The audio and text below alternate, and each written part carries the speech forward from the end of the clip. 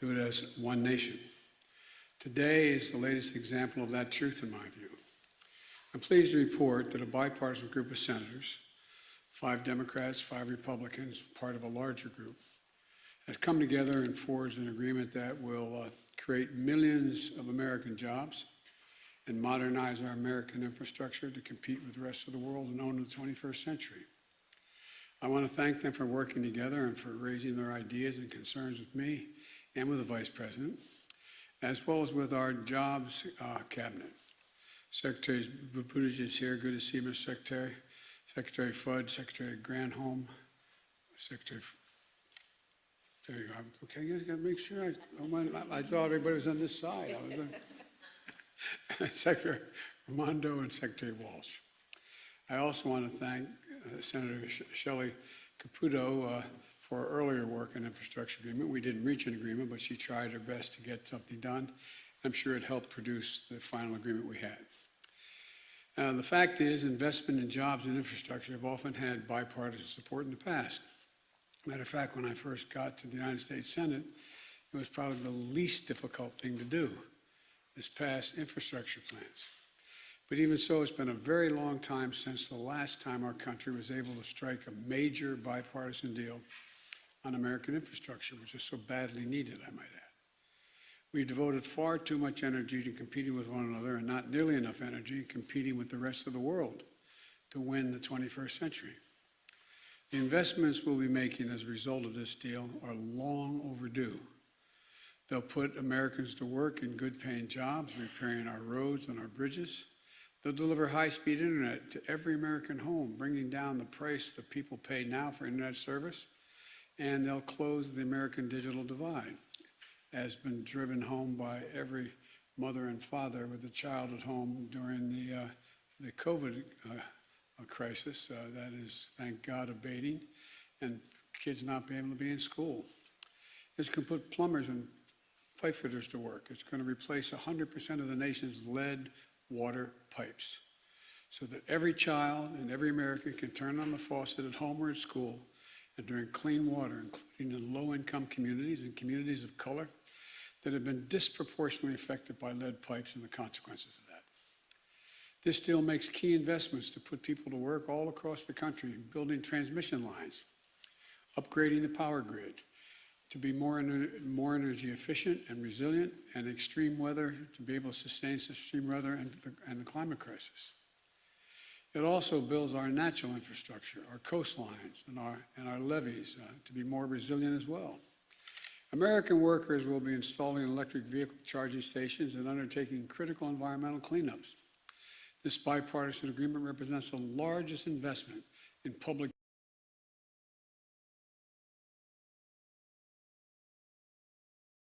of Amtrak. You all know I have nothing but affection for Amtrak, having traveled over 1 million miles on it, commuting every day, but it's a big deal. This agreement is going to create new financing authority that's going to leverage private capital and infrastructure and clean energy projects. It will provide folks with good-paying jobs that can't be outsourced, the kind of jobs that provide a middle-class life with a little bit of breathing room. A little bit of breathing room for American families. My dad used to say, being in the middle class is just being able to take that extra breath. I mean it sincerely. Think about all the people who can't take that breath because they have no margin for error. We're going to do it all without raising a cent from earners below $400,000. There's no gas tax increase, no fee on electric vehicles. And the fact is, we're going to help ensure that make sure that everybody in America is in a position to be able to do what need be done. And so, let me be clear, we're in a race with China and the rest of the world for the 21st century. They're not waiting. They're investing tens of billions of dollars across the board, tens of billions. I just came back from Europe, meeting with the G7, as well as with NATO, as well as with the EU, and as well as with Mr. Putin, all separately. There's massive investment going on among the autocrats. One of the underlying questions is, can democracies compete with autocratic enterprises in the 21st century? And this is a big move toward that, being able to compete. We have to move, and we have to move fast. And this agreement signals to the world that we can function, deliver, and do significant things. These investments represent the kind of national effort that throughout our history has literally, not figuratively, literally transformed America and propelled us into the future. The Transcontinental Railroad, the Interstate Highway System, investments that we made together that only our government was in a position to make. Now, we're poised to add a new chapter in that American tradition. Let me be clear. Neither side got everything they wanted in this deal. That's what it means to compromise. And it reflects something important. It reflects consensus. The heart of democracy requires consensus. And this time a true bipartisan effort, breaking the ice that too often has kept us frozen in place, prevented us from solving the real problems facing the American people. This deal means millions of good-paying jobs and fewer burdens felt at the kitchen table and across the country, and safer and healthier communities. But it also signals to ourselves and to the world that American democracy can deliver. And because of that, it represents an important step forward for our country. I want to be clear about something else. Today is a huge day for one half of my economic agenda, the American Jobs Plan. It delivers clean transportation, clear water and clean water, universal broadband, clean power infrastructure, and environmental resilience. In these areas, invest 2/3 of the resources that I proposed in my American Jobs Plan, 2/3 of what I call for in those areas. But I'm getting to work with Congress right away on the other half of my economic agenda as well, the American Family Plan, to finish the job on child care, education, the caring economy, clean energy and tax cuts for American families, and much more. For me, investment in our physical and human infrastructure are inextricably intertwined. Both make us better off and stronger. The case for these investments is clear. Economists, left, right, and center, independent Wall Street forecasters, they all say that these kinds of public investments mean more jobs, more workers participating in the labor force, higher productivity, and higher growth for our economy over the long run. Both need to get done. I'm going to work closely with Speaker Pelosi and Leader Schumer to make sure that both move through the legislative process promptly and in tandem. Let me emphasize that. And in tandem. We need physical infrastructure, but we also need the human infrastructure as well. They were part of my overall plan. What we agreed on today is what we could agree on, the physical infrastructure. There was no agreement on the rest. We're going to have to do that through the budget process. And we need a fair tax system to pay for it all. I'm not going to rest until both get to my desk.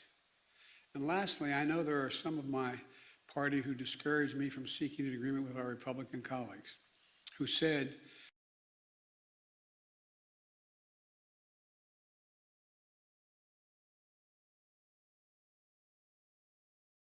whatever needs to get done to move the country forward.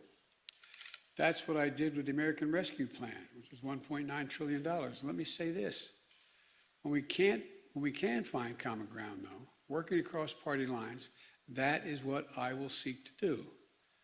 The reason why is because the broader support a proposal has in Congress, the stronger its prospects for passage. Working together when we can allows us to make bipartisan process whenever possible without foreclosing the right and the necessity of moving forward on a majority basis when we are at deep odds with one another, so-called reconciliation process. And for the deal being announced today, there's plenty of work ahead to bring this home. It's going to require hard work and collaboration. The committee chairs and the ranking members are going to play a major part. There are going to be disagreements to resolve and more compromise to be forged along the way. But this group of senators and all the American people can be proud today because we've reaffirmed once again we are the United States of America. There's not a single thing beyond our capacity. that we aren't able to do when we do it together. I know a lot of you in the press particularly doubt that unity is possible, that anything bipartisan is possible. It's hard, but it's necessary, and it can get done. So I want to thank you all, and God bless you. And now I'll take a few questions before the helicopter leaves without me from the press. Mr. President, what assurances do you have at this point that you have sufficient Democratic support both in the Senate and the House to move both on this bipartisan deal and on the reconciliation package? You always ask me those things. Nobody knows for certain. It's your job, but you know it's not a reasonable question. And the reason I say that, I'm being critical. The idea of my telling you now that I know what every senator, how they're going to vote, is just not, I don't know that. I do know that among the roughly 20 bipartisan groups of senators and senators that I met with, well, only 10 were here today, but that group, that we had an agreement. For example, I talk about, well, why would Biden compromise? Well, when's the last time, if you had asked me whether or not I'd be able to get passenger rail service of $66 billion worth, largest investment ever since Amtrak came about. I asked for 90, got $66 billion. Talk about public transit, $49 billion. $49 billion for public transit. When I raised that before, some of you looked at me like, where have you been, Biden? You've been spending too much in China or something. I haven't been to China. You know, electric buses, $7.5 billion. I asked for 15. I couldn't get all of it, but we compromised. Electric infrastructure, that is charging stations along the roads. I asked for 15, I got 7.5. These are significant down payments on things that we finally got after the skillful negotiation on the part of my cabinet and my team led by Mr. Ricchetti. And so when you ask me, what guarantee do I have that I have all the votes I need? I don't have any guarantee. But what I do have is a pretty good read over the years of how the Congress and the Senate works. And the idea that we're not going, because someone's not going to be able to get every single thing they want, they're going to vote against some of the things I just named, with nothing in here that's, quote, bad for the environment, bad for the economy, bad for the transportation, is unlikely. But I can't guarantee it. You know that. Yes. Mr. President, talk a little more about your interactions with Republicans specifically. You said earlier, they've given me their word. Where I come from, that's good enough for me. To skeptics in your own party, what is it about the conversations you've had recently with Republicans that gives you so much hope? And secondly, you had said earlier you might have more to say about the situation down in South Beach, Miami. Just curious. I'm going to stick to, I will at the end answer your South Beach question, but let me, so we have some coherence here. Number one, I work with a lot of these people who are in the room. I know them. Everybody knows, and you guys know, when certain senators tell you something, they mean it. And others you discount. Where I come from, in my years in the Senate, the single greatest currency you have is your word, keeping your word. Mitt Romney's never broken his word to me. You know, the senator from Alaska and the senator from New Hampshire, they've never broken their word. I'm from Maine, they've never broken their word from their friends. And so the people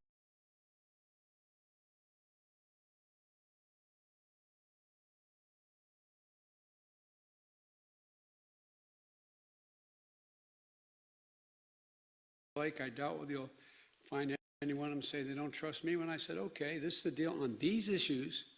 This is the deal we'll stick with. But for example, and I made it clear today, there's other things in the environment I want to get done. I think we should have the $300 billion tax credit for dealing with the environment. It will be a giant tax cut for corporations, but it'll also be a giant move toward weatherizing every building in America and all the things we need to do. So there's things, and so when I said we agree, I'm not going to go back and renegotiate the Amtrak piece, but I am going to fight for trying to get $300 billion more for tax credits for the environment. That's about the best that I can answer the question. Yes, ma'am. Mr. President, can you answer a question? My question is on the timeline. There are families who are looking at the family plan and wondering when that help is coming. You said that it would be promptly and in tandem. Can you say anything And what does this signal for future deals? There's still things like voting rights and policing reform that are not able to get bipartisan deals. What does this tell you? What have you learned in talking to Republicans about what could happen in the future? Let me take, you asked 3 essay questions, and legitimate questions. Well, you asked 3 of them. The first one related to what again? The first one's on the timeline. When do you think this 2-track? And you said when people are waiting for relief. I got them $1.9 trillion of relief so far. They're going to be getting checks in the mail that are consequential this week for childcare. A lot has been happened already, number 1. Number 2, I'm going to fight like heck to get them the rest of what I think has to be done. On education, for example, my proposal was in the family plan, early education and free community college. I'm going to fight like the devil to get that done. But it's not going to be with Republican help. I'm going to have to get every Democrat and do it through reconciliation if it gets done. So that's number 1. Yeah, I think based on my being out in the street and polling data, I think the people who need the help the most trust me to be fighting to get them the help they need. They know who I am and they know my record. With regard to the issue of what about voting rights? Voting rights is maybe the most consequential thing. I think I'm going to be going around the country, spending time making the case to the American people that this just isn't about showing an identification that this is who I am when I vote. This isn't just about whether or not, you can provide water for someone standing in line while they're waiting to vote. This is about who gets to judge whether your vote counted after it's been cast. Think about it. Up to now, every state and the federal government has assumed that there would be officials who were appointed and/or elected in states where the election commissioners bound by an oath that they would uphold certain requirements to make sure the vote was honest and fair. What these guys are trying to do now, in rough approximation, is say that if we don't like the way the vote turned out and we control the state legislature, we're going to say the vote didn't count. And we're going to recount. That's never happened before. It's wrong. Who in God's name, as my mother would say, died and left them boss? Your vote has to count when you cast it. There's a lot of ancillary pieces of this legislation I strongly support. I strongly support the idea that if I had my way, there'd be no private contributions to see who gets elected, how much money you raise. If I had my way, and I think it's really important that every election day would be a day off because people who work certain shifts can't make it to the election. I would make sure there's automatic registration when you turn 18. That's what I think everybody thinks this fight is about. And it's a worthy fight, but it's much more profound than that.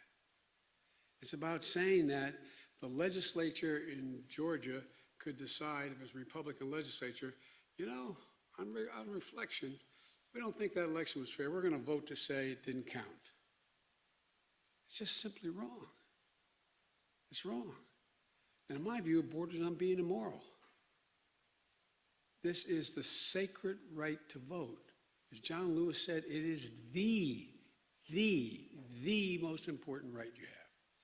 And so I'm going to be making the case across the country, and as best I can to see his overture.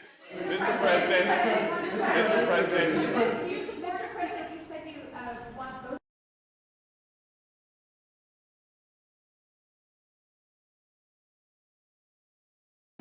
What will you do? I control that. If they don't come, I'm not signing. Real simple. So what I expect that in the coming months this summer, before the fiscal year is over, that we will have voted on this bill, as well, the infrastructure bill, as well as voted on the budget resolution. And that's when but if only one comes to me, if this is the only thing that comes to me, I'm not signing it. It's in tandem. Mr. President, do you support then Speaker Pelosi's stated plan to hold the bipartisan deal in the House until the Senate also passes reconciliation? Do you support that sequencing on her part? Yes. Mr. But Mr. Mr. President, President, you're Mr. all Mr. already President. on the same page about the reconciliation package. So by moving forward with this two-track system, are you putting the bipartisan bill in jeopardy? Sure, the bipartisan bill was, look, the bipartisan bill from the very beginning was understood there's going to have to be the second part of it. I'm not just signing the bipartisan bill and forgetting about the rest that I proposed. I proposed a significant piece of legislation in three parts. And all three parts are equally important. And by the way, my party, everybody tells me what my party is. My party's divided. Well, my party is divided. My party's divided, but my party is also rational. If they can't get every single thing they want, but all that they have in the bill that before them is good, are they going to vote no? I don't think so. Yes. Mr. President, are you, 48 hours ago, it seemed like this deal was kind of in a rough place, or didn't necessarily have a path forward. What clinched it? What changed the dynamic that you saw? And also, would you be willing to include a debt ceiling increase in either of the two vehicles you're talking about? There's probably going to have to be debt ceiling. Whether it's included in either of these bills is not relevant. It depends on what the leadership in the House and Senate thinks how they should proceed, number one. Number two, you notice I didn't have that bleak view you all had.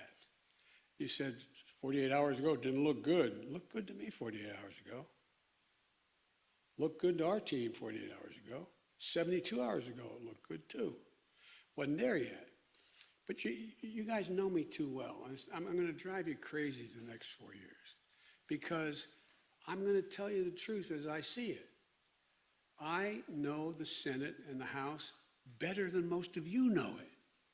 I've bet my whole life that's what I've done. Doesn't mean I'm going to turn out to be right all the time. But I'm not going to negotiate with the press while I'm negotiating and privately with my colleagues. And these are really tough decisions, Senator. I don't in any way dismiss what Senator Murphy says about the environment. Don't dismiss it at all. Just remind him, I wrote the bill on the environment. Why would I not be for it? The question is, how much can we get done? And the bottom line is, when all is said and done, does what you agree to preclude forever you getting the things you really want? Well, I'm not for that. I'm not going to vote for one of those deals. Secondly, do you get all of what you wanted and you come back and fight another day? I've been president about 150 days. I think we've done fairly well so far. Not because of me, but because the way the system works. So it's not, I mean, I know that doesn't answer any of your questions about, can you tell me when, how are you going to do it?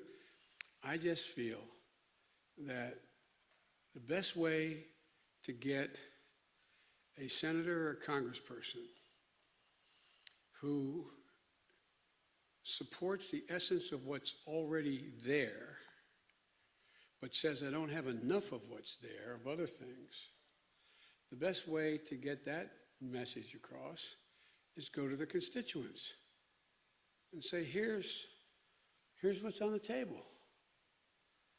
Do you think your senator, your congressman should vote for that? So you campaign. The campaign doesn't stop. The partisan piece stops in terms of I'm against Charlie Smith or Harriet Wilson. But that doesn't stop. I mean, that stops, but what doesn't stop is the saying, it's like on a last example I'll give, I promise I won't do this to you again, but remember in 2018, everybody said, well, you know, we're going to lose, the Democrats are going to lose, you know, as the House and Senate, they're not going to make, the House are not going to make gains. And I went into over 60 congressional districts. I didn't go after the individual congresspersons who were against making sure that we kept the Affordable Care Act, but I went to their constituents and said the Affordable Care Act is really important. We had a large crowd show up and say, here's why I think you should do it. That's why if I were you, I'd take a look at what Charlie Smith says and Harriet Wilson says. He's for it, she's not, or she's for it, he's not. And guess what? We won, what, 40-some seats? So it's not just convincing this particular congressperson. It's making a rational case, if you can, in their communities why this is important to get done. And I think the fact that I didn't get everything now at this moment, for example, a lot of our housing pieces didn't get passed. We're coming back at it though. We're coming back at it. We're going to make the case. And if I make the case to the public at large, the one thing I can say for all of you, you do accurately report what I say. The problem is I disappoint you because I can't answer all your questions and negotiate with you before I negotiate with my colleagues. But I really think the public understands and they're seeing. The proof is in what's happening. It's now projected our economy is going to grow above 7% this year. Projections from Wall Street to the Fed is going to continue to grow. We're going to increase more, and guess what? Remember you were asking me, and I'm not being critical, y'all, I really mean this. It was legitimate questions you're asking me. Asking me, well, you know, guess what? Employers can't find workers. I said, yeah, pay them more. This is an employees bargaining chip now. What's happening? They're going to have to compete and start paying hard-working people a decent wage. And by the way, talk of inflation. The overwhelming consensus is going to pop up a little bit and then go back down. No one's talking about this great, you know. So again, if it turns out that what I've done so far, what we've done so far, is a mistake, it's going to show. It's going to show the economy is not going to grow like it wasn't before. People aren't going to have jobs with increased pay like it was before. People are going to be out of work like it was before with no options. Unemployment's going to continue to climb instead of continue to go down. If that happens, then my policies didn't make a lot of sense. But I'm counting on it not. That's why counting on it is working. I've got to get a helicopter. Mr. President, Will you travel to Florida, sir? Can we ask you about Florida, what you've learned and what Oh, yes, I apologize. Yes, thank you, my President. I've spoken with, coincidentally, the mayor of Miami-Dade was in my office yesterday.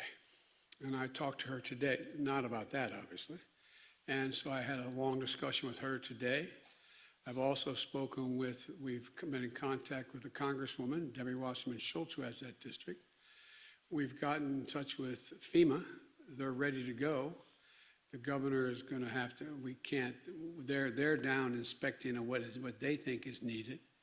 But I'm waiting for the governor to ask for declare an emergency, and especially as we learn more about what the rest might happen in the rest of the building. So we are on top of it. We are ready to move from the federal resources immediately, if in fact we're asked for it. But we can't go in and do it now, but the FEMA is down there, taking a look at what's needed, and including from everything from if the rest of those buildings have to be evacuated as well, finding housing for those people, making sure they have the capacity to both have a place to shelter and food to eat, et cetera. So that's underway now, and my chief of staff has been deeply involved in this from the very beginning. We got the cabinet involved in it now in terms of dealing with FEMA. We're working on it, and I made it clear. I say to the people of Florida, whatever help you want that the federal government can provide, we're waiting. Just ask us. We'll be there. We'll be there. So thank you so much. I appreciate it. one quick question. What are you hoping the Vice President can do at the border tomorrow? Done a great job so far, and the reason why it's important that she go down, she's now set up the criteria. I've been spoken with the President of Mexico, Guatemala, and the region to know what we need to do. Thank you very much. Do you know anything of these reports about moving Afghan nationals to other countries who helped during the war? They're going to come. We've already begun the process.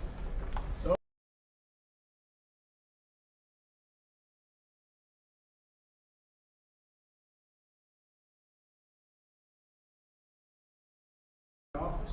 That will be discussion, but they're welcome here, just like anyone else who risked their lives to help us.